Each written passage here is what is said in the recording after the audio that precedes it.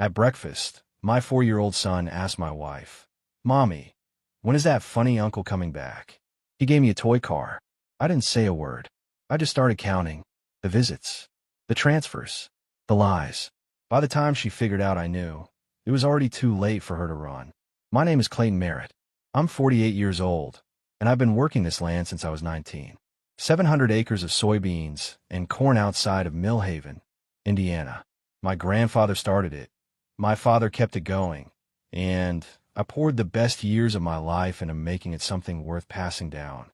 I built the farmhouse addition with my own hands, dug the irrigation trenches myself, drove the tractor through ice storms because the fields don't care about your feelings.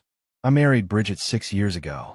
She was from town, a bookkeeper at a local firm, sharp and pretty and full of energy that I thought would balance out my quieter nature. She knew what she was getting into. A farmer's wife isn't a glamorous life. Early mornings, muddy boots at the door, seasons that dictate everything.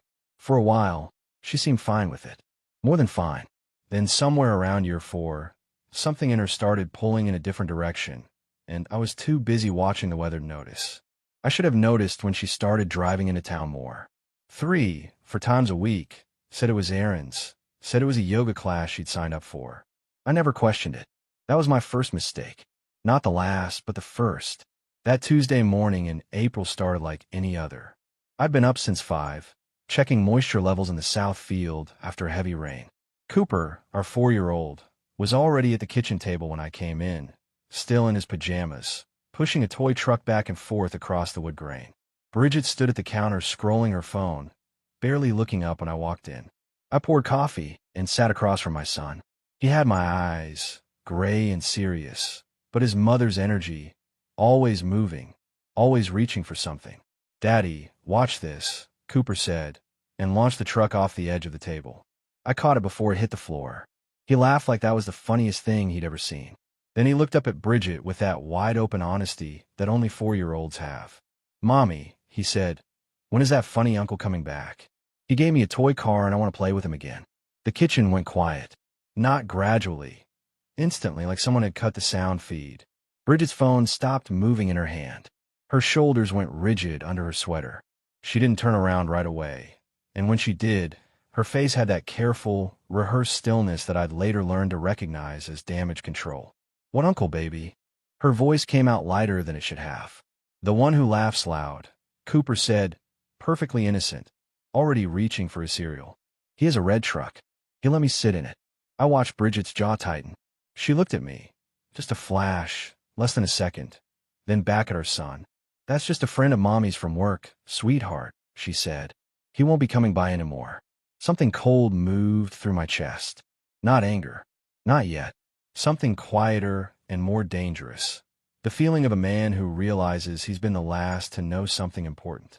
I didn't say anything. Didn't ask. I just sat there with my coffee going cold and watched my wife pretend that nothing had just happened. She was good at it. Practiced. After Cooper finished breakfast, she took him upstairs to get dressed, and I stayed at the table.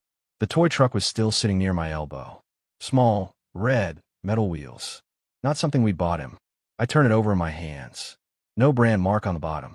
Just a small, red truck that my 4-year-old son had been given by a man who'd been inside my house, sitting in the kitchen I'd built, laughing loud enough for a child to remember it.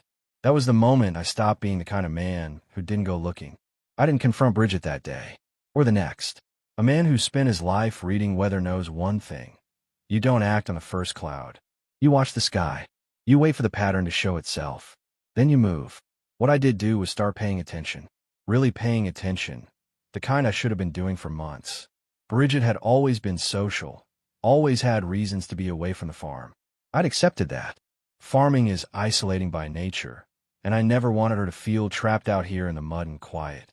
So I gave her room. Plenty of it. Turns out I'd given her enough room to build a whole separate life. The week after Cooper's question, I started keeping a mental log. Tuesday afternoon, she said she had a client meeting in Millhaven. Came back 2 hours later than she'd said, smelling like a restaurant, not an office. Thursday evening, yoga class, she said, same as always. I checked the mat in the trunk of her car when she came home. Perfectly dry. Not a drop of sweat on it. Not a wrinkle from being unrolled. She'd been carrying that mat around for months like a prop. I said nothing, just noted it. What I didn't expect was a phone call on Friday morning. Dr. Anita Rhodes, Cooper's pediatrician, called me at 7:15 while I was out checking the East Field. I almost let go to voicemail, but something made me answer.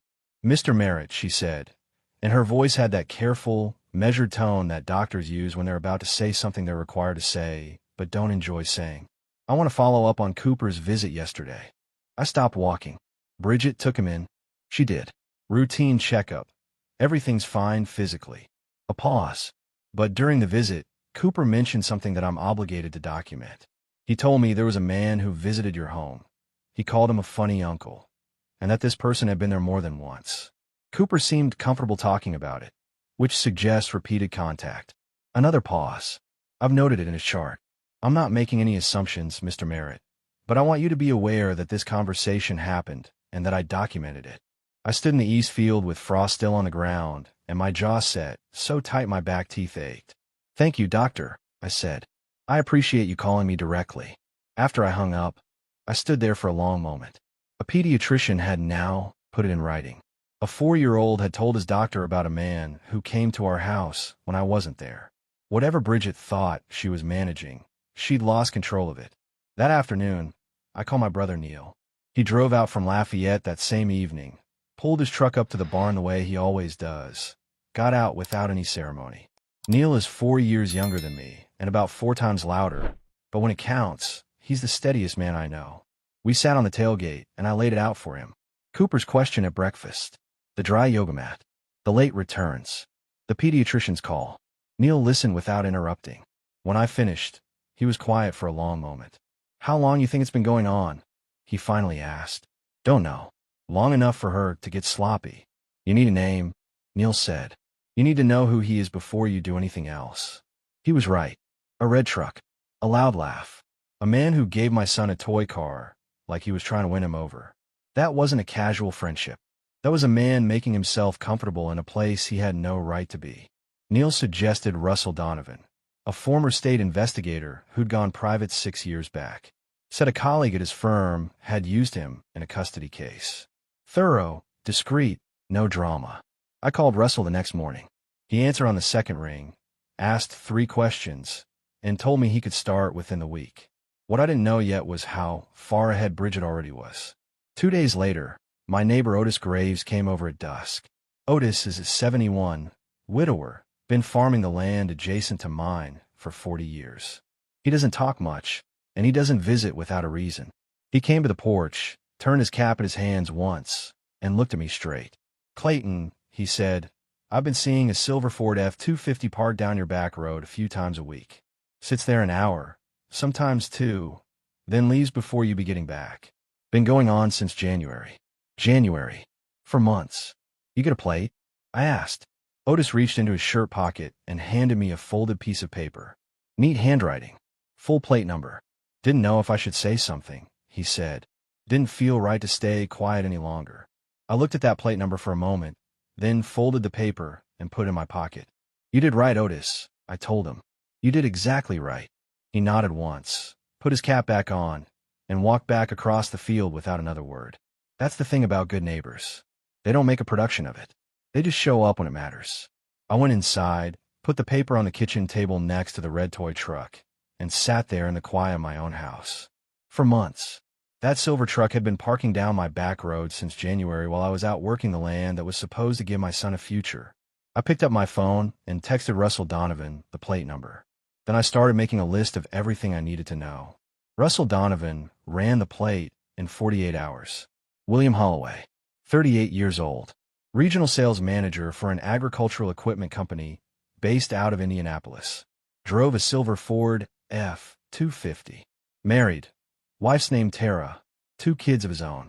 He covered a territory that included Millhaven, which meant he had a legitimate professional reason to be in the area. A legitimate professional reason that Bridget had apparently turned into something else entirely. Russell sent me a photo, along with the report. Holloway was broad-shouldered, easy smile, the kind of man who looked comfortable everywhere he went. I stared at that photo for about 30 seconds, then put my phone face down on the workbench and went back to fixing the tractor's hydraulic line. Some men fall apart at that moment. I've seen it happen to neighbors, to cousins, to guys I went to high school with. I understand it. But falling apart doesn't protect your land, and it doesn't protect your son. So I kept my hands busy and let my mind work. Russell had more. Over the following 10 days, he documented 5 separate visits. Holloway's truck coming down the back road while my truck was gone, staying between 90 minutes and 2 hours, leaving well before I'd be returning from the fields. Otis had been right about the pattern. Russell photographed it. He also found something I hadn't expected. Holloway had been posting on Instagram. Nothing explicit. He was smarter than that. But there were photos. A farmhouse porch with a rocking chair I recognized. A mug of coffee on a windowsill with the east field visible through the glass behind it. One photo captioned, "Where I feel most at home," with a sunset that could only have been taken from my property. My property. My porch. My field. Russell pulled the post before I could say anything about it. Screenshots first, then flagged for preservation. He'd done this before. I forwarded everything to Grant Fuller, my attorney, on a Thursday afternoon. Grant called me back within the hour. "This is solid," Grant told me. "Documented visits, timestamps, photographic evidence placing him on your property. Combined with the pediatrician's chart notation, you're in a strong position." He paused. "Has she done anything with the property or finances that you've noticed?" I hadn't looked. I started looking that same evening. It took me 2 hours going through our joint accounts and the farm's business records before I found it. Bridget had set up a sole proprietorship 6 months ago, a bookkeeping consulting LLC, registered to her home address. On its own, that wasn't alarming. She had the background for it. But when I pulled the business credit card statements, I saw charges that had nothing to do with any consulting work. Restaurant bills, hotel stays in Indianapolis, a weekend charge at a lodge near Bloomington, all run through the business account, all technically tied to our shared assets. I sat at the kitchen table with those printouts spread in front of me until the clock on the wall read midnight. The next morning, I drove into Millhaven and met with Dorothy Payne. Grant had referred her, forensic accountant, 68 years old, worked financial fraud cases for 30 years before going independent. She wore reading glasses on a beaded chain and brought a legal pad the size of a small door. She looked at what I'd found, asked me 12 questions in rapid succession, and then leaned back in her chair. "There's more here than personal spending," Dorothy said evenly. "This LLC has access to your farm's operating account as a linked account. If someone wanted to move money before divorce filing, this structure would make it very easy to do." The word divorce sat on the table between us like a stone. "Can you trace where everything went?" I asked. "I can trace everything," she replied. "Give me 2 weeks." I drove home with the windows down, cold April air sharp on my face, and stopped at Otis's fence line on the way up the drive. He was already outside, like he'd been expecting me. I told him what I'd found. Not all of it, just enough. Otis listened, nodded once, and reached into his jacket pocket. He handed me a small notebook, spiral-bound, the kind you buy at a gas station. Inside, in his careful handwriting, were dates and times going back to January. Every visit he'd logged, every plate number, timestamps, weather conditions, notes on how long the truck stayed. 3 months of documentation. A 71-year-old man had been keeping records for 3 months because he knew something was wrong and he didn't know how else to help. My throat tightened in a way I hadn't expected. "Otis," I said, "you didn't have to do this." He looked at me with those steady gray eyes. "Cooper's going to need his father to win this," he said simply. Figured I'd do my part. I took the notebook home and added it to the folder that was getting thicker by the day. Evidence, documentation, financial records, photographs. Bridget was building a way out. I was building a wall she couldn't get through. Dorothy Payne called me on a Wednesday morning, 11 days after our first meeting. "Mr. Merritt," she said, and I could hear papers moving on her end, "I need you to come in. Today, if possible." I was there by 10. She had the conference table covered, printouts, highlighted statements, a timeline she'd drawn on a legal pad in red marker. She walked me through it methodically, the way a surgeon explains a procedure. Calm, precise, no wasted words. The LLC Bridget had set up wasn't just running personal expenses. Over 7 months, she transferred a total of $31,000 from the farm's operating account into the business account, then moved it again from there into a third account I hadn't known existed, a personal savings account in her name only, opened at a bank in Indianapolis. $31,000. Quietly. Methodically. 7 months. She didn't take it all at once. Dorothy explained, tapping the timeline. Small transfers, irregular amounts. Nothing that would trigger an automatic alert. Whoever advised her on this knew what they were doing. I thought about Holloway, regional sales manager, a man who understood business accounts and cash flow, a man who'd had months of access to my home and, apparently, my wife's financial planning. Is any of this recoverable? I asked. All of it, Dorothy said firmly. The transfers are documented. The account exists. The money didn't disappear. It just moved. With the right legal action, we freeze that account before anything else moves out of it. I called Grant Fuller from the parking lot. He filed for an emergency asset freeze before the end of the business day. Bridget didn't know yet. That was important. What happened next? I hadn't planned for. That Friday, I got a call from a number I didn't recognize. A woman's voice, steady, but with something careful underneath it. Mr. Merritt, my name is Tara Holloway. I'm William Holloway's wife. A brief pause. I think we need to talk. We met the following morning at a diner in the next town over.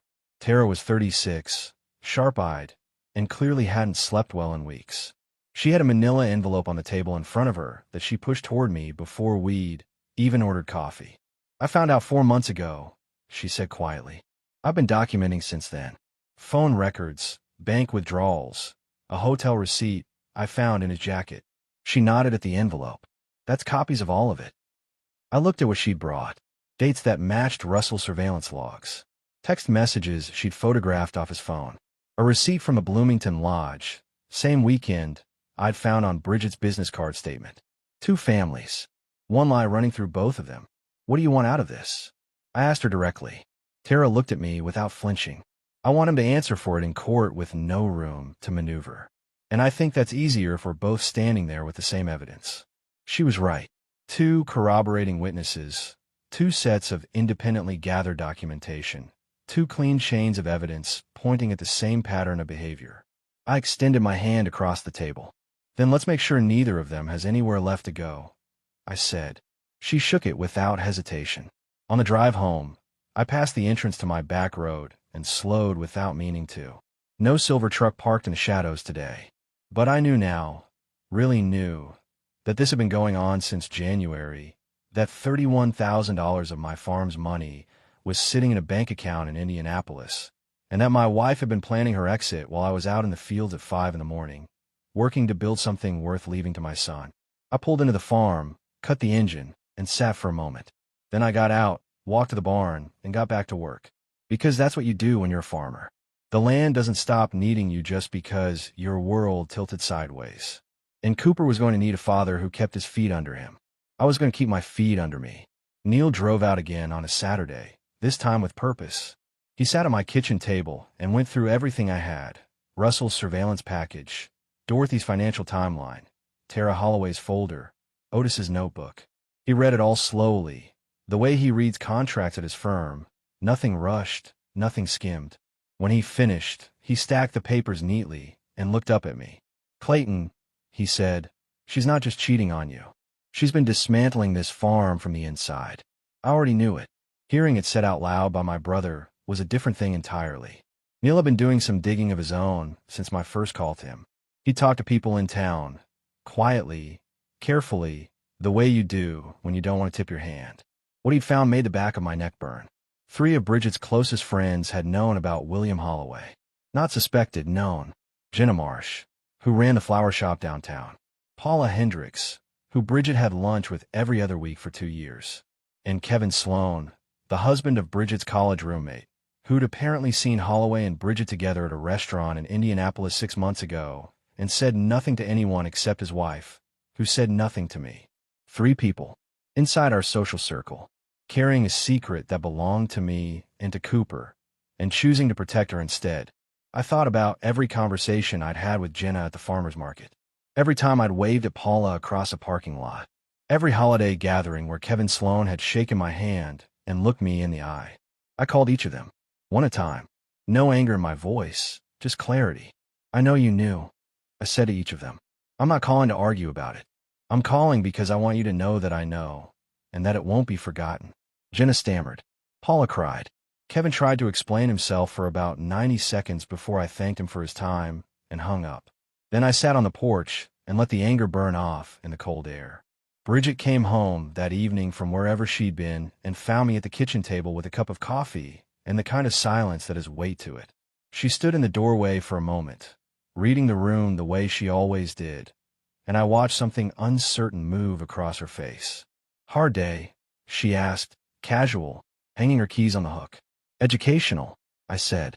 She looked at me for a half-second longer than she should have, then went to check on Cooper upstairs. I listened to her footsteps on the ceiling above me and thought about $31,000 and a man with a loud laugh who'd sat in my kitchen and given my son a toy car. The next morning, Otis knocked on my barn door just after 7. He wasn't alone. Standing behind him was a woman I didn't recognize, mid-40s, business clothes, carrying a leather briefcase.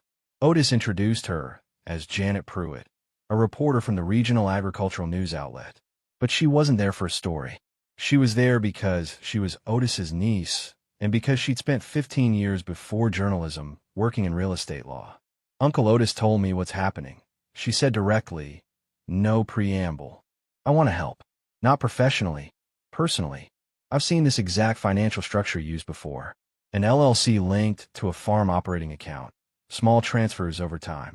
I can help you document the legal exposure and language your attorney can use immediately." I looked at Otis. He just shrugged with that quiet dignity of his. "Figured you needed someone who speaks the right language," he said. Janet spent 3 hours at my kitchen table with Dorothy Payne's reports and a fresh legal pad. By the time she left, she drafted a 6-page memo outlining the exact statutes under which Bridget's financial maneuvers constituted civil fraud. Grant Fuller called it the cleanest layup he'd ever been handed. What I didn't know yet was that Bridget was already moving. Russell called me that afternoon. He'd been running background on Holloway as a matter of course, and he'd found something new. Holloway had been to a real estate attorney's office in Indianapolis twice in the past 3 weeks. The attorney specialized in property transfers. I called Grant before Russell had even finished talking. Grant filed a formal lease pendens on the farm property by the end of business that day. A legal notice that the property was under dispute and could not be transferred or encumbered without court approval. Bridget had been 2 steps from the door. Now the door had a lock on it she couldn't open. That evening, I stood at the fence line watching the last light fade over the south field. 700 acres. My grandfather's hands had first turned this soil. My father's had kept it going through droughts and downturns. Mine had expanded it, modernized it, prepared it for Cooper to inherit someday. Nobody was taking it. Not Bridget. Not Holloway. Nobody. I went inside, checked on my son asleep in his dinosaur print pajamas, and sat on the edge of his bed for a minute in the dark. "We're going to be fine, Bud," I said quietly. He didn't wake up, but I meant it more than I'd meant most things in my life. The legal separation filing landed on a Tuesday morning. Grant called me before Bridget had even left the house. Her attorney, Lorraine Kane, 45 years old, sharp as a blade and twice as cold, had filed a 30-page motion that accused me of financial control, emotional manipulation, and what she called systematic isolation of a vulnerable spouse. She was asking for the farmhouse, primary custody of Cooper, and spousal support. I read the summary Grant emailed me, standing in the barn, mud on my boots, morning chores half done. I finished the chores before I called him back. "She's going for everything," Grant said when I answered. "She won't get it," I replied. "What does she actually have? Right now?" Her word and a sympathetic narrative. Kane is good at building those. He paused. "But Clayton, there's more." Lorraine Kane filed a judicial assignment preference this morning. She specifically requested Judge Patricia Holt. I didn't know the name. Grant explained. Judge Patricia Holt had given 2 widely circulated interviews over the past 3 years, in which she'd spoken about what she called the financial power imbalance inherent in agricultural marriages where one spouse controls land assets. She'd been quoted saying that courts historically undervalued the non-farming spouse's contribution to household stability. "She's angling for a sympathetic bench," Grant said. "Kane does this routinely. She researches judges, finds the ones most likely to view her client favorably, and requests them by name. Can we challenge it? We can file a motion for judicial recusal based on demonstrated bias. It's not guaranteed, but those interviews give us grounds." He thought for a moment. It'll cost us time. 2, maybe 3 weeks while the motion is heard. File it, I said immediately. I'd rather lose 3 weeks than lose the farm to a biased bench. Grant filed the recusal motion that afternoon. 2 days later, Judge Holt voluntarily recused herself without waiting for a ruling. Apparently, her clerk had flagged the interviews the same morning. It was a quiet victory, but it mattered. It told me that Lorraine Kane's playbook had a page Grant already knew how to counter. What came next, though, was less expected. I was in the equipment shed on a Thursday afternoon when Russell called. "You need to see something," he said. "Check your email." It was a screenshot, forwarded through a chain that Russell had traced back to an anonymous source, someone inside Holloway's company. It showed an email thread between Holloway and Bridget from 4 months ago. In it, Holloway wrote, "Once the property transfer goes through, we can list it within 60 days. Market's strong right now." Bridget's reply, "Clayton won't fight it. He never fights anything." I read that twice. Then I forwarded it to Grant, called Russell back, and asked him to find out everything he could about whoever had sent it. Russell called back within the hour. The source was a woman named Diane Kraft, Holloway's administrative assistant, who'd been quietly building a file on him for months after discovering he'd been expensing personal trips on the company account. She wasn't doing it for me. She was doing it because she was tired of covering for him. But her timing had just handed me something significant. Meanwhile, Bridget came home that evening and tried a different approach entirely. She was calm, measured. She sat across the kitchen table from me and spoke in the tone of someone who'd been coached, even reasonable, designed to sound like the wrong party. "Clayton, I don't want this to get ugly," she began. "I made mistakes. I know that. But this farm, this house, these are my home too. Cooper's home. If we fight each other through lawyers, the only people who lose are us and our son." I let her finish. Then I looked at her across the table and said, "You transferred $31,000 out of this farm's operating account over 7 months. You set up a business structure specifically designed to make that money invisible. You had a real estate attorney looking at transfer options for property I've worked my entire adult life to protect." I kept my voice quiet and even. "You want to talk about not making this ugly? That ship sailed a long time ago, Bridget. You were at the wheel." Her composure slipped. Just for a moment, a flash of something behind her eyes that wasn't grief. It was calculation. She'd been hoping I didn't know all of it yet. Now she knew that I did. She left the kitchen without another word. I poured my coffee down the drain, rinsed the cup, and went to check on Cooper. He was in the living room building a tower out of wooden blocks, completely absorbed, narrating quietly to himself the way 4-year-olds do. I sat on the floor next to him and handed him blocks without being asked. He didn't look up, just kept building. "Good one, Daddy," he said when I handed him a particularly flat piece that fit perfectly. That was enough to keep me steady for another day.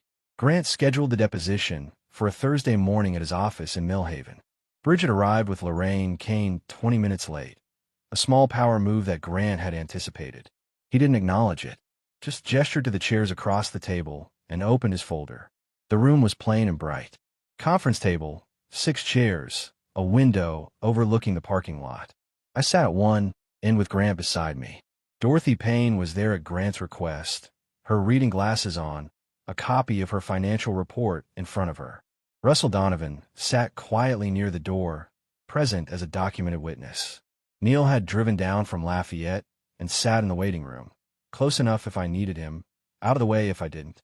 Lorraine Kane opened with what Grant later called the standard Kane overture, a rehearsed statement about Bridget's emotional suffering, her sense of isolation on the farm, her diminished professional identity during the marriage.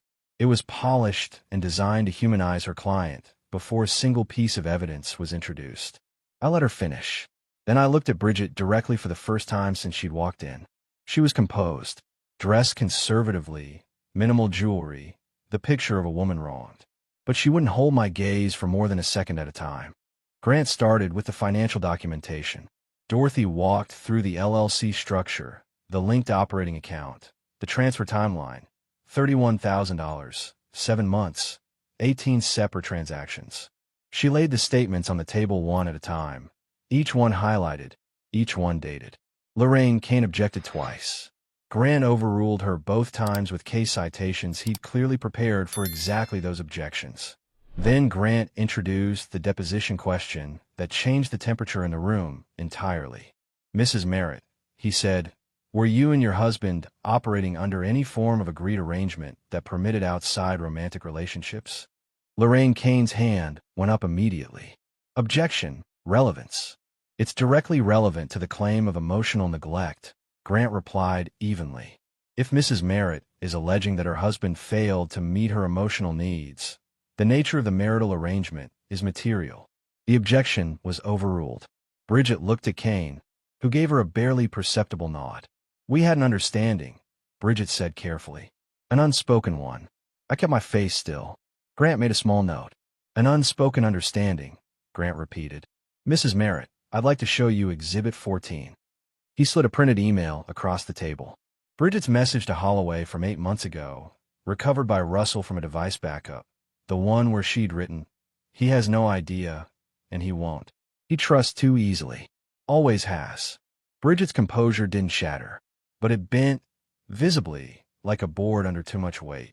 "That doesn't represent," she started. "It was sent from your personal email address at 11:14 on a Tuesday evening," Grant said. "Is that your email address, Mrs. Merritt?" A long pause. "Yes." "Then the record will reflect that the alleged unspoken understanding was not, in fact, understood by Mr. Merritt." Lorraine Kane called for a recess. They stepped out for 12 minutes. When they came back, something in Bridget's posture had shifted. The careful performance had a fracture running through it now, the kind you can't seal back up. Grant introduced the property documentation next. The real estate attorney's office visits. The lease pendants filing. The transfer structure Dorothy had identified. Kane tried to reframe each piece. Grant dismantled each reframe methodically, without heat, without theater. He'd been doing this for 26 years, and it showed. By the time they left, Lorraine Kane was no longer leading with the wronged wife narrative. She was managing damage. In the parking lot afterward, Grant put a hand on my shoulder. "She came in thinking she had leverage," he said. "She doesn't. Not anymore." Neil was waiting by my truck. He'd seen their faces as they walked out. "How bad was it?" he asked. "Bad enough," I said. "For her." We drove back to the farm in separate trucks. I stopped at the top of the long driveway and looked down at the land spread out below, fields greening up now that spring had dug in, the barn roof catching the afternoon light, the house where Cooper was with his babysitter, probably running trucks across the kitchen floor. 700 acres. 3 generations of work. Nobody was getting this. Not today. Not ever. The final hearing was set for a Monday. Grant called it a settlement conference, but we both knew what it really was. The moment when Bridget and her attorney would either accept the terms or watch Dorothy Payne walk a judge through $31,000 in fraudulent transfers line by line. They accepted the terms. The morning of the conference, I wore my good shirt, the one I saved for church and funerals, and drove into Millhaven with Neil riding shotgun. We didn't talk much. Didn't need to. Bridget and Lorraine Kane were already seated when we arrived. Tara Holloway's documentation had been submitted as corroborating evidence the prior week. Her attorney had coordinated with Grant, and the hotel receipts, phone records, and credit card statements had been formally entered in the record. Holloway himself was facing a parallel proceeding in Indianapolis, and from what Tara's attorney had communicated, he was in no position to be anyone's ally. Dorothy laid out the financial summary first. $31,000 transferred. Emergency freeze had preserved it. The personal savings account in Indianapolis held $28,000 of it. 2 transactions had already cleared before the freeze hit, totaling $3,000 that had gone to a restaurant billing account linked to Holloway's personal credit card. Grant placed the settlement terms on the table. Full legal and physical custody of Cooper to me, with Bridget receiving structured supervised visitation until she completed a court-approved family counseling program. The farm, land, equipment, structures, and operating accounts remained entirely in my name, with no claim.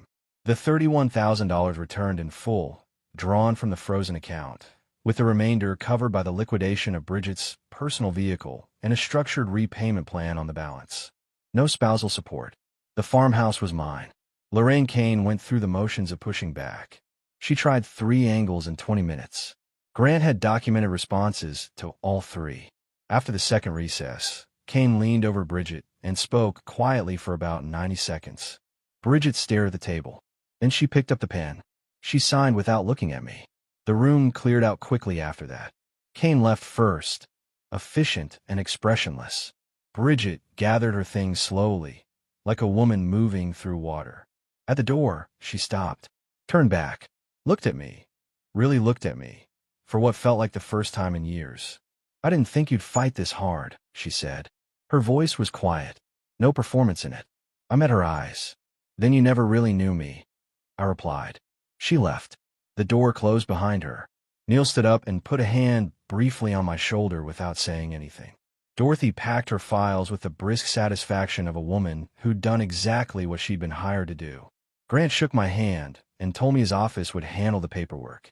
I walked out into a sharp May afternoon, stood on the sidewalk for a moment, and breathed. On the drive home, Neil finally spoke. "You good?" "Getting there," I said honestly.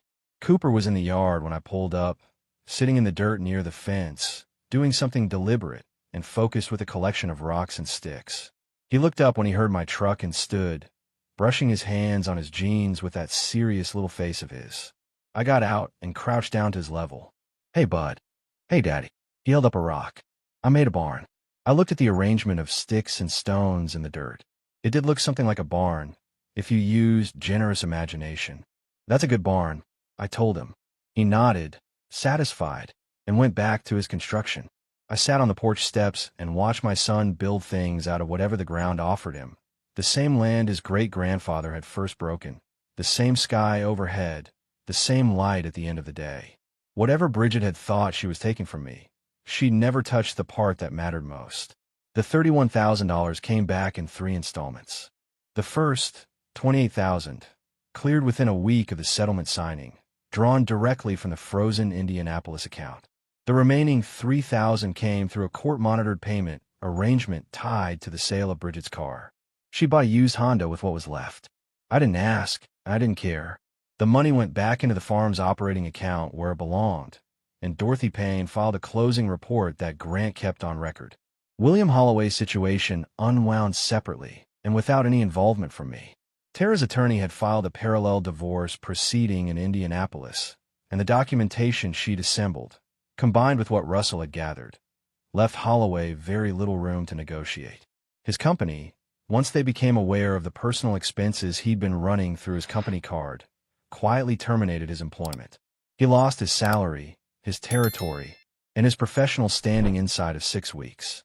Tara kept the house and primary custody of their children. The last I heard through Grant, Holloway had relocated to another state. Bridget moved into a rental in Millhaven.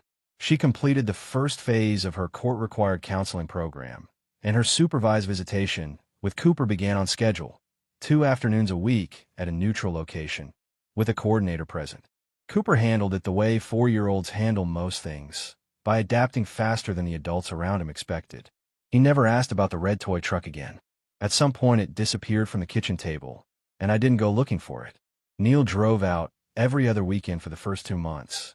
We worked the fields together on Saturday mornings, ate lunch on the porch, argued about football with the comfortable ease of brothers who'd found their way back to each other through something hard. He'd been right about everything, and he didn't once remind me of it, which is the mark of a man worth keeping close. Otis remained what he'd always been, the best neighbor a man could ask for and the least interested in recognition for it. I bought him a new tackle box in June, a good one, with organized trays and a solid latch. Left it on his porch without a note. He never mentioned it. Neither did I. We both knew what it was for. Dorothy Payne sent a handwritten card after the case closed. 3 sentences. The last one read, "Your son is fortunate to have a father who keeps his accounts honest." I pinned it to the corkboard in the farm office, next to the planning schedule and the equipment maintenance log, where I'd see it every day. The summer came in hot and dry, the way Indiana summers do. I was up before dawn most mornings, out in the fields while the air was still cool, checking soil, adjusting irrigation, doing the 10,000 small things that keep a farm alive. Cooper would sometimes be awake when I came back in for breakfast, sitting at the table in his pajamas, waiting. One morning in late July, he looked up from his cereal and said, "Daddy, are we staying here forever?" I sat down across from him. "You planning on going somewhere?" He thought about it seriously, the way he thought about everything. "No," he decided. I like it here. Me too, but I told him. Me too. That was the whole conversation. It was enough. 9 months after the settlement, I planted the south field in wheat for the first time in 4 years. It was a rotation decision, practical and overdue, but it felt like something more than that on the morning I ran the first pass with the seeder. There's something about putting seed in ground you fought to keep that lands differently than just farming. Every row felt deliberate. Every acre felt earned twice. Neil was there for that first day. He's not a farmer. Never has been. But he drove down from Lafayette and rode the tractor with me for one pass across the field, sitting on the fender the way we used to do as kids when our father ran the equipment. He didn't say much. The land didn't need commentary. Cooper had started at a small preschool in Millhaven that fall. 3 mornings a week. His teacher sent home a drawing in the first month, a house with a barn beside it, a figure labeled Dad in careful block letters, a smaller figure labeled me. Stick arms, crayon colors, the whole standard repertoire. I put it on the refrigerator, and it stayed there. His relationship with Bridget settled into something functional and civil, the way those things do when the adults involved decide that the child's stability matters more than their own residual grievances. Bridget completed her counseling program. Her visits became unsupervised in the fall. Cooper seemed fine.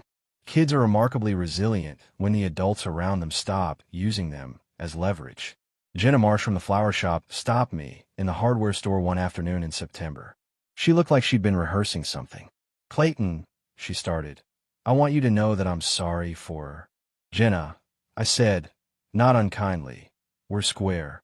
I picked up the box of screws I needed and moved on. Some things don't require a long conversation. Forgiveness isn't the same as forgetting, and it isn't the same as pretending. It's just deciding that carrying something no longer serves you. I came across the red toy truck in November at the back of a drawer in the mudroom. I stood there holding it for a moment, small, metal wheels, no brand mark on the bottom, and then I put it in the donation box I keep by the back door. Somebody's kid somewhere would play with it just fine. The holidays came around the way they always do, with their particular weight of comparison to what came before. I kept them simple. Neil brought his girlfriend down for Thanksgiving, a quiet woman named Patrice who asked good questions and helped with the dishes without being asked. Otis came for dinner and brought a pie that was better than anything I could have made. Cooper ate 3 slices and fell asleep on the couch before 7. I sat on the porch after dinner with the last of my coffee and listened to the sounds of the farm settling into the cold. The fields were quiet under a hard sky. The barn light was on, amber and steady. 700 acres. 3 generations deep. One 4-year-old asleep on my couch. One brother driving back to Lafayette in the dark. One neighbor's porch light glowing across the fence line. I didn't need anything more than what was right in front of me. Some men build their lives on what they can acquire. I'd always built mine on what I could keep. Land, loyalty, work, the kind of integrity you can look at in a mirror every morning without flinching. Bridget had underestimated all of it. She'd read my steadiness as passivity, my patience as weakness, my trust as blindness. She'd been wrong on every count. The coffee went cold. I went inside, checked on Cooper, tucked him in properly on the couch with his dinosaur blanket, and turned off the lights. Tomorrow, the fields would need attention. They always do. That's the thing about land. It doesn't care what happened to you. It just needs you to show up and do the work. I've always been good at showing up.